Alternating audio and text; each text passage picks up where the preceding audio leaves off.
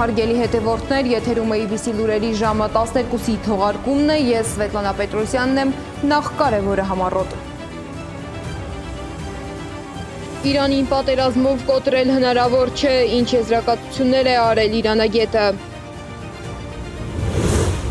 Հարձակումները դադարեցվեն, կդադարի նաև Իրանի պատասխանը, Իրանը կբացի Հորմուզի նեղուցը։ Երկշաբաթյա հրադադար Մերձավոր Արևելքում, Իրանն ու ԱՄՆ-ն կնստեն բանակցությունների սեղանի շուրջ։ Խաղի կանոնների փոփոխություն ընտրությունից ընդամենը 2 ամիս առաջ Սամվել Կարապետյանի անունը նախընտրական դաշինքի անվան մեջ նշված չի լինի։ Դավիթ Մինասյանի գործը վերաքննիչ դատարանում, ինչ վիճակում է կալանավորված 18-ամյա երիտասարդը։ Ջերմաստիճանը կտրուկ կնվազի, ինչ եղանակ է սպասվում առաջիկա օրերին Հայաստանում։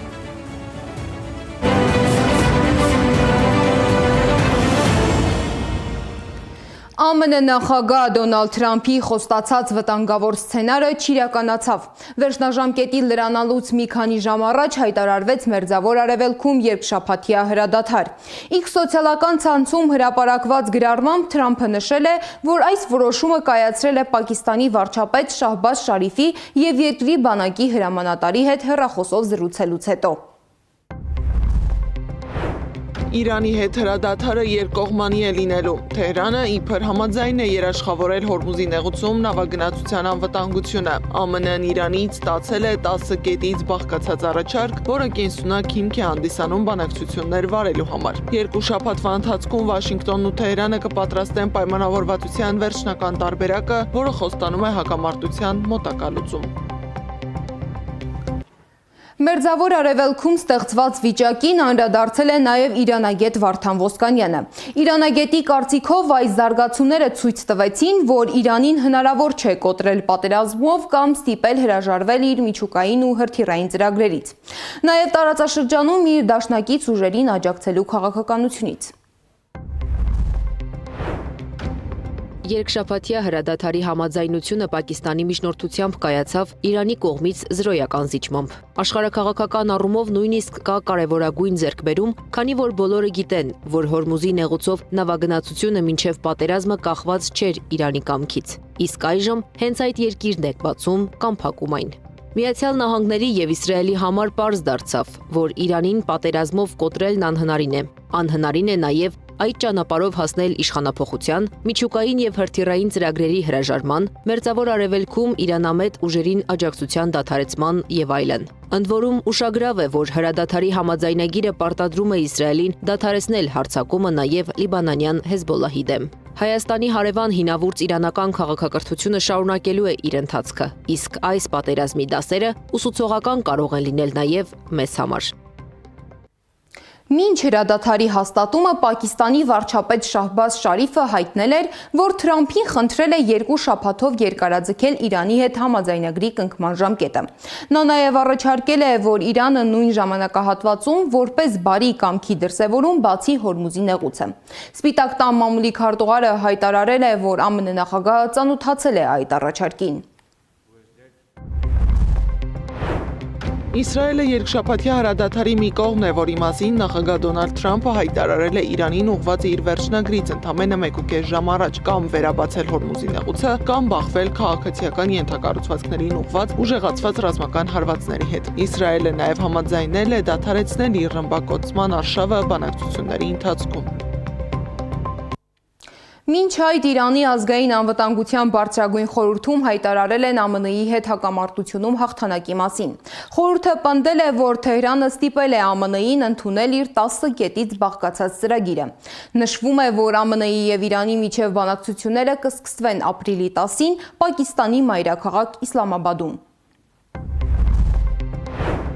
Միացյալ Նահանգները ստիպված է եղել ընդունել Իրանի 10 կետից բաղկացած առաջարկը, որը ներառում է չհարձակման հիմնարար պարտավորություն, Հորմուզի նեղուցի նկատմամբ իրանական վերահսկողության պահպանում, ուրանի հարստացման համաձայնություն, բոլոր առաջնային եւ երկրորդային պատժամիջոցների չեղարկում, ՄԱԿ-ի անվտանգության խորհրդի եւ ՄԱԳԱՏԷ-ի կառավարիչների խորհրդի բոլոր բանաձևերի գործողության դադարեցում, Իրանին փոխհատուցման վճարում, տարածաշրջանից ամերիկյան ռազմական ուժերի դուրսբերում եւ պատերազմի դադարեցում բոլոր ճակատներում, այդ թվում Լիբանանում իսլամական դիմադրության դեմ։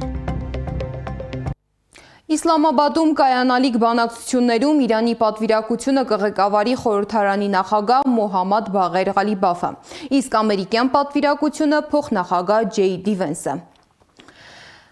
Իրանի արտաքին գործերի նախարար Աբբաս Արաղչին իր հերթին հայտարարել է, որ եթե Իրանի վրա հարձակումները դադարեցվեն, երկրի զինված ուժերը կդադարեցնեն իրենց պաշտպանական գործողությունները։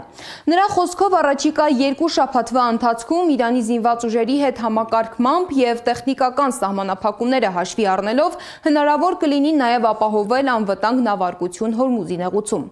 Միջազգային մյուս լուրերը հավաքագրել է Զառա Սարգսյանը։ Միացյալ Նահանգների նախագահ Դոնալդ Թրամփը հայտարարել է Իրանի հետ երկշաբաթյա հրադադարի մասին Թեհրանին տրված վերջնաժամկետից ընդամենը 2 ժամ առաջ։ Մինչ հրադադարի որոշումը Միացյալ Նահանգների նախագահը սպառնացել էր մի գիշերում վերացնել Իրանը։ Այս գիշեր մի ամբողջ քաղաքակրթություն կկործանվի եւ այլևս երբեք չի վերականգնվի։ Չեմ ցանկանում, որ դա տեղի ունենա, բայց հավանաբար դա տեղի կունենա, գրել էր Միացյալ Նահանգների նախագահը։ Այս սպառնալիքից հետո Իրանի քաղաքացիները դուրս էին եկել փողոցներ, կենթանի պատ կազմելով էլեկտրակայանների մոտ։ Հրադադարի մասին հայտարարությունից հետո նավթի գները կտրուկ նվազել են։ Brent տեսակի նավթի գինը նվազել է 1 բարելի համար $100-ից ցածր։ Ապրիլի 7-ի կեսօրին նավթի գինը տատանվում էր 1 բարելի համար $107-ից $110 սահմաններում։ Մինչ օրս ավելի քան 14 միլիոն հպարտ իրանցի հայտարարել է իր կյանքը զոհաբերելու պատրաստակամության մասին հանուն Իրանի պաշտպանության, գրել է Իրանի նախագահ Մասուդ Փեզեշքյանը։ Ես նույնպես պատրաստ եմ զոհաբերել ինձ հանուն Իրանի, հավելել է նա։ Հարձակում է տեղի ունեցել Ստամբուլում Իսրայելի գլխավոր հյուպատոսության վրա, հարձակվողները երկարափոխ հրացաններ են ունեցել։ Թուրքիայի ոստիկանությունը պարզել է նրանց ինքնությունը։ Հանցագործներից մեկը նախկինում դատապարտված է եղել թմրանյութերի համար, մյուսը կապված է ահաբեկչական կազմակերպության հետ։ Չի նշվում, թե որ։ Հարձակվողներից մեկը սպանվել է, երկուսը ծանր վիրավորվել եւ ձերբակալվել են։ Կրակոցների ժամանակ վիրավորվել է 2 ոստիկան։ Միջադեպի ժամանակ հյուպատոսությունում ոչ մի աշխատակից չի եղել։ Հյուսիսային Կորեան կրկին բալիստիկ հրթիռ է արձակել Ճապոնական ծովի ուղղությամբ, հաղորդում է Յոնհապը, հղում անելով Հարավային Կորեայի ռազմական պաշտոնյաներին։ Նշվում է, որ Հյուսիսային Կորեան երկրորդ օրն անընդմեջ հրթիռներ է արձակում։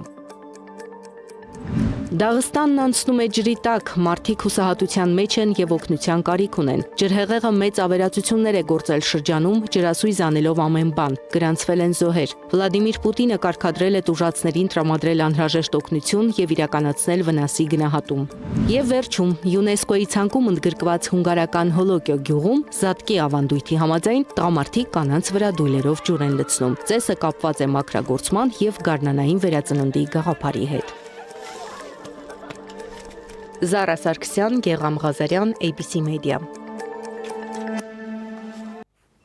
Իսկ թե ինչ իրավիճակ էր Իրանում հրադադարի մասին հայտարարությունից ընդամենը 1 օր առաջ, ռեպորտաժում։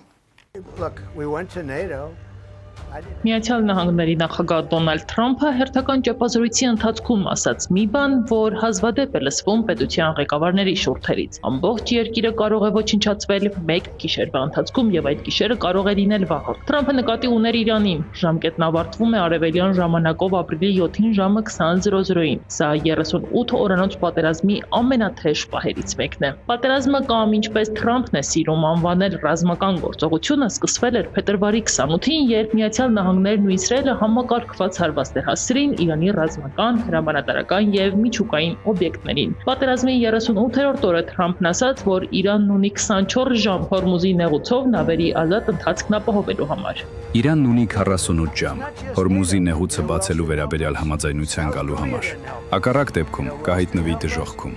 Հիշում եք ինչ եղավ, երբ ես Իրանին 10 օր տվեցի գործարք կնքելու կամ Հորմուզի նեղուցը բացելու համար։ Ժամանակը սպառվում է։ Մի Մի քանի ժամ է մնացել, մինչև ամբողջ դժոխքը կտիրի այդ երկրում։ Իրանն ի պատասխան 10 կետից բաղկացած փաստաթուղթ ուղարկեց Պակիստանի միջոցով, ներառյալ Հորմուզի նեղուցով ապահով անցման արձանագրություն, վերակառուցում եւ պատժամիջոցների վերացում։ Ի պատասխան Թրամփն ասաց. նշանակալից քայլ է, բայց բավական չէ, եւ ժամկետը թողեց անփոփոխ։ Երկուշաբթի իջապազրույցի ընթացքում Թրամփի խոսքերը երբևէ հնչած ամենակտրուկ հայտարարություններն էին։ Ի պատասխան լրագրողի հարցի, թե ռազմական հանցագործություն չէ Թրամփի հարվածները Իրանի ենթակառուցվածքներին, Միացյալ Նահանգների նախագահը պատասխանեց.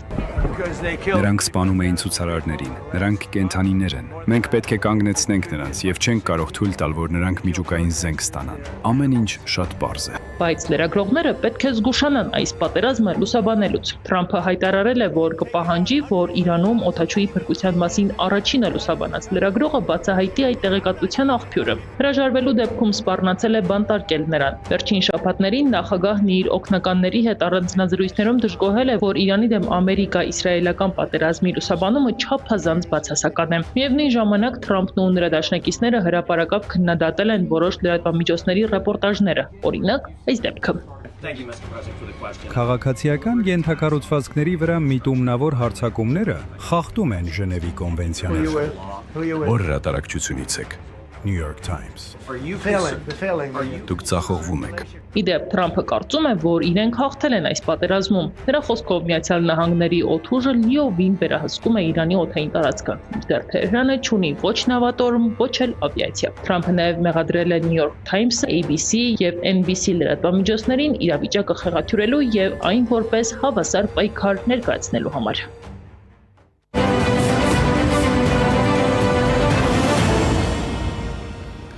Ներքաղաքական զարգացումների մասին։ Ընտրությունից 2 ամիս առաջ իշխող քաղաքացիական պայմանագիրը հրատապ խորհրդարան էր բերել մի օրինագիծ, որով դաշինքների անվանումներում կարգելվի օգտագործել անձնանուններ։ ՔՊ-ի մշակած օրինագիծը մի քանի ժամ քննարկելուց հետո 67 կողմ, 6 դեմ, 0 ձեռնպահ ձայներով ընդունվեց, բայց ոչ այդքան սահուն։ Իսկ մինչ նիստում կրքերը թեժ էին, զուգահեռ խորհրդարանի շենքի դիմաց բողոքի ակցիա էին կազմակերպել Սամվել Կարապետյանի թիմակիցները։ Նրանք համոզված են, որ իշխանության նախաձեռնությունը ուղղված է հենց իրենց դեմ, քանի որ օրեր առաջ հայտարարել էին, որ ընդդիմադիր դաշինքը պատրաստվում են անվանակոչել Սամվել Կարապետյանի անունով։ Իսկ ինչ նպատակ ունի իշխանությունը եւ այս փոփոխությունը կխաթարի արդյոք ընդդիմության հաշվարկները, Անի Աբաղյանի ռեպորտաժում։ Չի կարող օրինակ Հայաստանի խորհրդարանական ընտրություններին մասնակցել ուժեղ քաբաբ Ստյոպի հետ, Ստյոպի մոտ դաշին։ Սա փնթի խայտարակ զզվելի աշխատավոճ է։ Այս գործընթացը ինքնին հակաիրավական է։ Քաղաքացիական պայմանագիրը հրատապ նիստ հրավիրեց ու առաջին ընթերցմամբ ընդունեց Հայաստանում դաշինքների անվանումների սահմանափակման մասին նախագիծը։ Կողմ 64 դեմ 14 ձեռնպահ 0 որոշում ընդունվել է։ Ընդդիմությունը հակաիրավական է որակում իշխանության այս քայլը, մինչդեռ իշխանականները վրիպակի շտկում համարում։ Արտահերթ նիստը ազգային ժողովի շենքում էր, հրատապ ասուլիսը ազգային ժողովի դարպասների մոտ։ Այս կարգավորումը բաց այդ կերպով մեր քաղաքական ուժին է ուղղված, որովհետև մարտի 31-ին մենք հրապարակային կերպով կնքեցինք դաշինքը ունի ուժեղ Հայաստան Սամվել Կարապետյանի հետ անվանումը եւ այսինքն իրենք փորձում են արգելել Սամվել Կարապետյանի անունի կիրառումը այս անվանման մեջ։ Փաստաբան Արամ Վարդևանյանի խոսքով իշխանությունը վախեցած է Սամվել Կարապետյանի անգամ անուն ազգանունից եւ այս փոփոխությունը միայն իրենց դաշինքի դեմ է։ Իդեպ Հայաստանում ընտրությանը մասնակցելու հայտ ներկայացրածներից միայն ուժեղ Հայաստան Սամվել Կարապետյանի հետ դաշինքն է, որ ներառում է անուն ազգանուն։ Միտում որպես այդպեսին ակնհայտ է ամեն կերպ վախին արձագանք։ Ես հասկանում եմ, որ դա է ի վերջո մարդկային իմաստով կարելի է հասկանալ, քաղաքական իրավական առումով սա խայտառակություն է։ Վախ չկա, շտկումներ են անում, որպեսզի համամասնական ընտրություններ ապահովեն, պնդում են ԿՊԱ-ականները։ Դա մենք ենք վախենում իրոք։ Մինչդեռ ընդդիմադիր падգամավորները հակառակն են ընդգծում։ Ընդդիմադիր ամենամեծ քաղաքական մասնակցության հայտ ներկայացրած ուժը արդեն հայտարարել է իր անունը ու հանկարծակիորեն դուք օրենք եք ներկայացնում, որը սահմանափակում է եւ արգելում է դա անել, լուրջ Այստեղ չի կարող դե լրջությունը ու դուք պարոն Հակոբյան այդքան էլ համեմատելի չեն։ Այստեղ չի կարող քննարկվել այս գործընթացի օրինականությունը բովանդակության մեջ նույնիսկ մտնելու իմաստ չկա։ Գեղամ Մանուկյանը հիշատակել է, նման փոփոխությունները հակասում են միջազգային ընդունված սկզբունքներին, հիշեցնելով Վենետիկի հանձնաժողովի դիրքորոշումը, համաձայն որի ընտրություններից 1 տարի առաջ արմատական փոփոխություններ իրականացնելը ցանկալի չէ։ Ընտրություններից 2 ամիս առաջ իշխող ուժը վրիպակ անվան տակ փոխում է խաղի կանոնները եւ այս տրամաբանությամբ հանգիստ կարող են փոխել առաջինից երկրորդ ընթերցման օրինակ առաջարկում են փոխել, որ ընտրություններին թեկտածու չեն կարող լինել մարդիկ, որոնք կրում են Գեղամանուն օրինակ։ Կարակ ու դուք կարական եք էտի, որովհետեւ սահմանագծում չկա ձեր համար։ Օրենքում փոփոխություններ կատարելու մասին օրվա ընթացքում 2 անգամ փոխել է կարծիքը իրազեկ քաղաքացիների միավորման հասարակական կազմակերպության ծրագրերի համակարգող Դանիել Իոաննիսյանը։ Նա սկզբից ասում էր՝ արգելք կա, չեն կարող փոխել։ Ազգային ժողովում արդեն ասած վրիպակ են շտկում։ Բայց մի խնդիր է տեսնում։ Ակնհայտորեն սա ստեղծում այն, որ որոշ քաղաքական ուժեր որոշակի բրենդինգ են ձևավորել կամ ձևավորում եւ այդ բրենդինգի փոխելու ռեբրենդինգի որոշակի ռեբրենդինգի կարիք են ունենալու։ Ինչու են ընտրությունից ընդամենը 2 ամիս առաջ ընտրական օրենսգրքում փոփոխություն անում։ Խնդիրը նոր է հայտ եկել, պարոն, մի քանի օր է պարոն Խաչատրյան, ինչ խնդիրի հայտ է եկել։ Բնականաբար դրան հաջորդել է դրա շուրջ քննարկումները, չգիտեմ ինչու է այդպես խորամանկ սենց անում, այո, որևէ թաքցնելու բան չկա, խնդիրը նոր է հայտ եկել։ Նոր են նկատել, որովհետև ուժեղ Հայաստան Սամվել Կարապետյանի հետ անվանումով դաշինք կազմելու մասին հուշագիր ստորագրել են մարտի 31-ին 7 օր առաջ։ Հայտարարեցին դաշինքի անդամները, որ ազգային ժողովի դիմաց ասուլիս ու ակցիային հրավիրել։ Իդեպ ազգային ժողովի նախագահն անվտանգության տեսախցիկներով էր հետևում ակցիային ու պարբերաբար նյութեր տեղադրում Տելեգրամյան ալիքում ցույց տալով մարդկանց քանակը։ Սակայն տեսախցիկները կարծես ամբողջական պատկերը ցույց չէին տալիս։ Անի Աբախյան, Էդիկ Մալաքյան, Աշոտ Բարբարյան, ABC Media։ Իսկ վարչապետի մասնակցությամբ եկեղեցում տեղի ունեցած միջադեպից հետո կալանավորված 18-ամյա Դավիթ Մինասյանի գործը հասել է վերաքննիչ դատարան։